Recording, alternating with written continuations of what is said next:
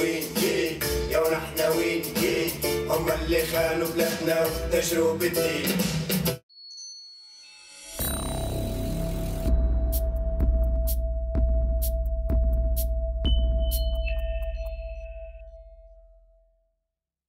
Quel est le message de ce film d'après vous? C'est qu'il faut changer beaucoup de choses en Tunisie. L'importance de la jeunesse qui à la fois menace le gouvernement, etc.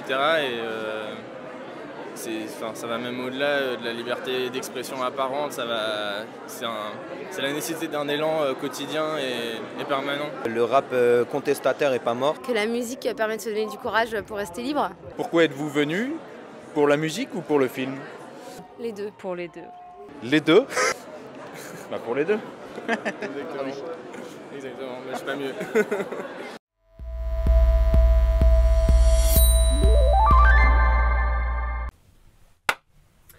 Alors, donc bonjour. Bonjour. Comment êtes-vous arrivé à travailler, à rencontrer les rappeurs Phoenix, Madou et Mino que vous suivez dans votre film? En fait, quand il y a eu la révolution en Tunisie, ça a commencé en décembre 2010. J'étais en Égypte parce qu'à l'époque, ma mère vivait là-bas, donc je lui rendais visite. Et donc, on a commencé à suivre les événements à distance. Et j'ai fait un reportage sur le rôle qu'avait joué le rap avant la Révolution, pendant la Révolution, et aussi en me posant la question, qu'est-ce qui allait se passer après, quoi, comment les choses allaient évoluer. Donc, j'ai filmé les premières émissions de radio libre qu'il y avait en Tunisie, où ils invitaient des rappeurs à venir parler. Pour la première fois, des rappeurs qui disaient qu'ils avaient signé telle ou telle chanson, parce qu'avant tout était sous le manteau, c'était les gens signaient des chansons et les mettaient sur YouTube, mais on voyait pas leur visage et c'était sous des pseudos, donc tout était clandestin, souterrain, voilà. Et à partir du moment où il y a eu cette révolution, la première chose que ça a changé, c'est que ça a libéré la parole. Les rappeurs ont commencé à tourner avec leurs copains qui sortaient d'écoles de cinéma, des étudiants, ont commencé à tourner des clips qu'ils ont mis en ligne sur YouTube et qui ont eu un succès dingue. Donc du jour au lendemain, il y a des rappeurs qui sont devenus des énormes stars en Tunisie. Et toute l'idée de cette révolution, c'est comment libérer la parole et la peur de s'exprimer, faire tomber ce mur de la peur. Du coup, vous récupérez dans Tunisia Clash différents avis donc, de cette jeunesse, différents représentants. Et quel est le sentiment général qui s'en dégage? Beaucoup de pessimisme et en même temps une espèce de rage de changer les choses. Donc l'idée que la musique peut avoir un pouvoir, que ça peut être une manière différente de s'exprimer, puisque eux ne se reconnaissent pas dans les partis politiques qu'on leur propose. Donc au moment du vote, ils ne se sentent pas représentés par les hommes politiques. Ils sont vraiment dans l'idée de demander une forme de justice sociale, plus d'égalité, et de décrire leur quotidien, et de décrire toutes les difficultés auxquelles la jeunesse des quartiers populaires est confrontée. Vous êtes vous-même battu pour ces causes-là, pour la musique que vous défendez. Et... On s'est battu surtout pour la libération de Walid El-15. Donc en fait, tous les artistes qu'il soutenait en Tunisie, les comités de droits de l'homme en Tunisie, les grands avocats défenseurs des droits de l'homme. Et puis moi, je suis en France, je l'ai défendu sur les plateaux télé, en allant voir aussi les hommes politiques français. Jusqu'où finalement la musique, elle peut servir de liberté d'expression et jusqu'où on peut la défendre? Moi, je fais vraiment la différence entre la représentation et l'insulte réelle. Et je pense que parfois, face à la violence des institutions et d'une société, on ne peut répondre aussi que la violence verbale en face, pour moi, finalement, elle est justifiée, voire même c'est rien par rapport à la violence réelle des institutions en face. Sinon, à part là, j'ai parlé de choses très très sérieuses. C'est quand même un film intime, où on est vraiment avec eux, où il y a aussi beaucoup d'humour, voilà, des moments de complicité avec eux, où on a l'impression vraiment de faire ce voyage à travers la Tunisie avec eux. Et donc c'est aussi ça, la beauté du film et le plaisir que vous trouverez à le voir.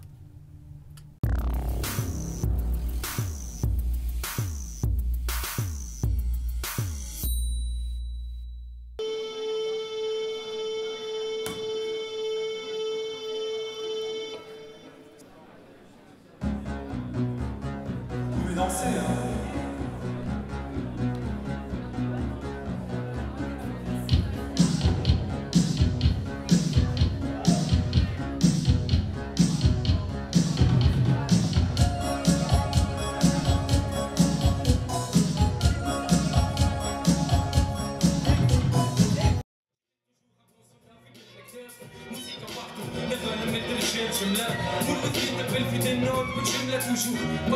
J'ai l'amour ramassé J'ai l'amour à mes rimes, j'ai l'amour à ma clique. كريم تبدل شهيد j'ai l'amour à mon son. موسيقى والمسموم تجري في اليد mon son. تغني نورمال mais l'important تكون artiste. quel que soit تعمل فيها اسمع اللي هو نار.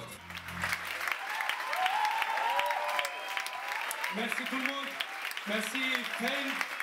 Merci la Getty Lady. Ça fait vraiment plaisir. À la prochaine, Inch'Allah.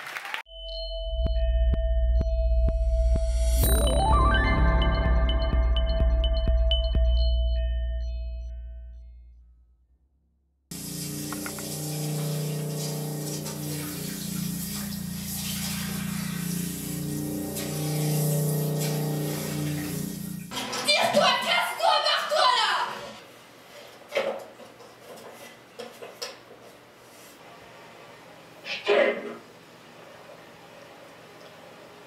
Moi aussi.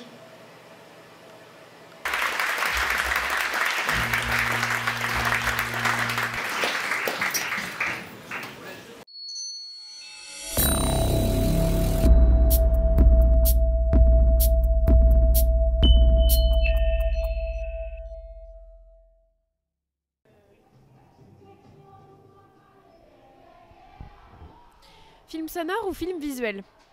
Alors je dirais avant tout film sonore, puisqu'en fait on suit un peu un bout de vie de quelques jeunes qui ont un groupe de musique. Il y a beaucoup d'extraits musicaux qui font vraiment très synthétiseur années 80, vraiment vitaminé, enfin ce genre de choses, assez acide. Quel est le message de ce film d'après vous? Sans spoiler à tous ceux qui ne l'ont pas vu, c'est plutôt un message d'amour et qu'il faut se méfier de tout. On a juste besoin d'amour. Synthétique. Avez-vous découvert des choses sur la musique? Des choses certainement, j'ai découvert beaucoup de choses. J'ai découvert qu'un clavier pouvait être vivant. J'ai découvert qu'on pouvait faire un film sur la musique en mélangeant de la musique électronique, de la musique rock, de la musique presque expérimentale. Et il n'y a pas écrit est-ce que vous avez aimé, mais j'ai envie de dire oui.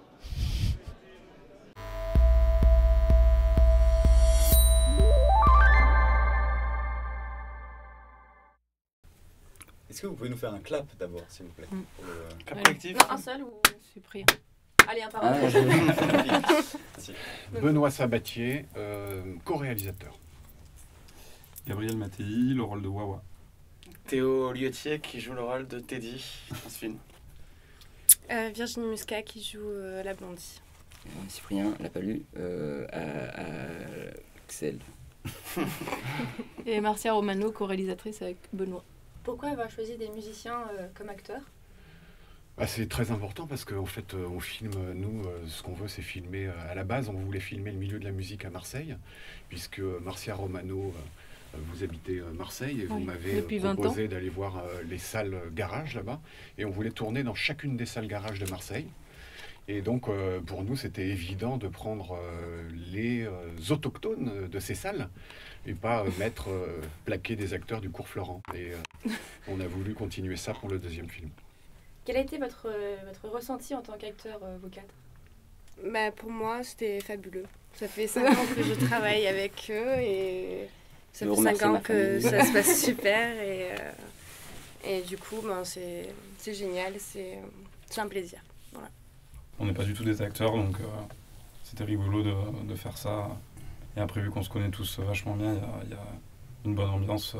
Je trouve que c'est important qu'on se connaisse tous entre nous. Et du coup, on n'a pas vraiment l'impression de tourner un film, on a plus l'impression de s'amuser. Et c'était bien aussi de faire une suite et tout, parce que moi, du coup, du coup, on apprenait à faire les choses un peu mieux aussi, que ce soit au niveau du jeu, j'imagine. On a pu rencontrer Romain Guéret ce matin.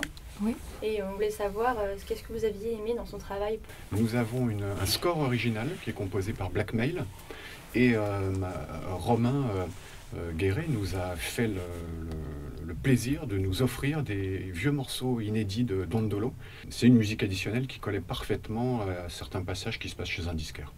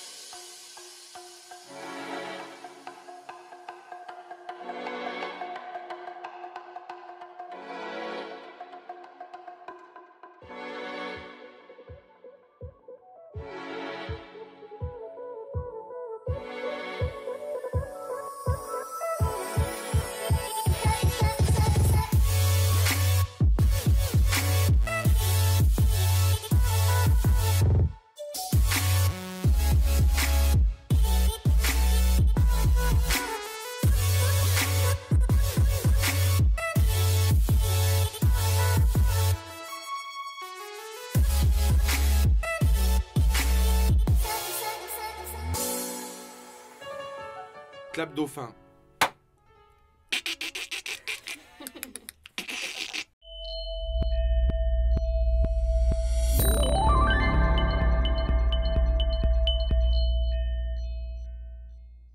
Ce film, vous allez voir, c'est un peu une comédie de la vie. Quand on fait la java le samedi à Beauvoir, ça se fait comme un bedon.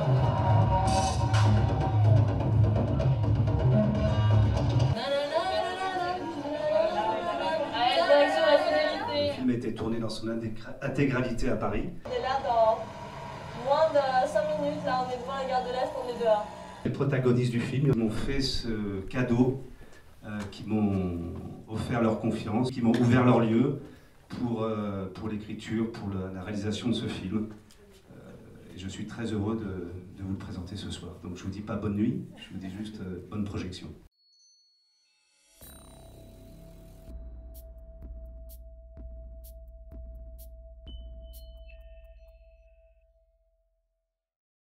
Je trouvais que c'était une thématique assez intéressante à aborder. Pas trouvé forcément d'intérêt au discours. Tu as parlé d'un sujet qui est quand même assez présent dans le monde jeune, le monde de la nuit. Et j'ai trouvé déjà que tu avais une vision très sale des nuits parisiennes. C'est toujours très peut-être réaliste. C'était entre la fiction et le documentaire aussi. Mais du coup, on ne savait pas où est-ce qu'on allait. Et puis ces espèces de petites pastilles, c'est très découpé. Il y a une écriture cinématographique extrêmement, un scénario très saccadé. Alors il y a une jeune femme rousse, mais qui est très sûre d'elle-même, très exubérante. Elle se dévoile totalement alors qu'on la connaît à peine et c'est assez à la fois dérangeant et fascinant et peut-être un peu énervant aussi.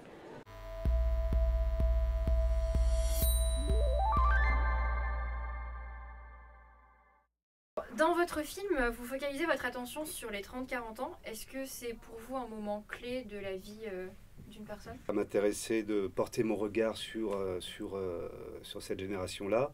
Et en même temps, elle s'est portée sur les générations aussi précédentes et à venir. C'est ça qui a été intéressant dans le film, c'est que tout puisse se croiser. Mais c'est vrai que j'étais plus concerné par les 30-40 ans. Votre film est aussi entièrement nocturne. Alors pourquoi ce choix? Est-ce que vous trouvez quelque chose de particulier, de fascinant dans le monde de la nuit qui vous inspire? Ça m'intéressait de témoigner de ce que j'avais pu vivre et en particulier de mettre en avant la parole en fait. C'était un peu le défi, je dirais, de ce film, de réveiller un peu cette parole qui la plupart du temps finalement reste enfouie dans les vapes, dans les suites de ces soirées où généralement les protagonistes se souviennent guère. Et c'est vrai qu'avec l'expérience que j'ai pu avoir, je trouvais qu'il y avait parfois des moments de poésie, puis des moments de vérité qui surgissaient comme ça, qui étaient très très parlants sur notre époque. Ça pourrait constituer donc un support de souvenirs, de traces aussi.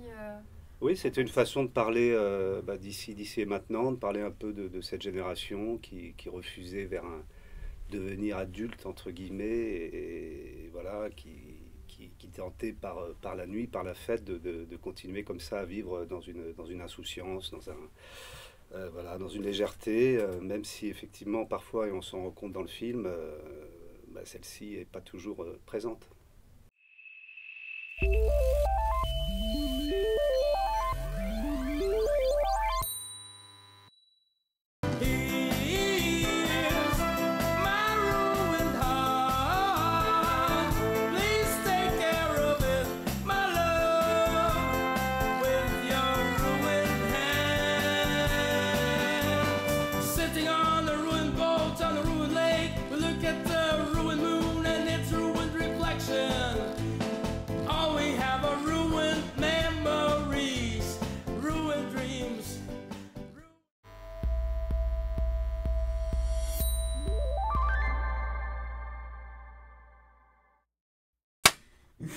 Second sticks. Sorry. Okay.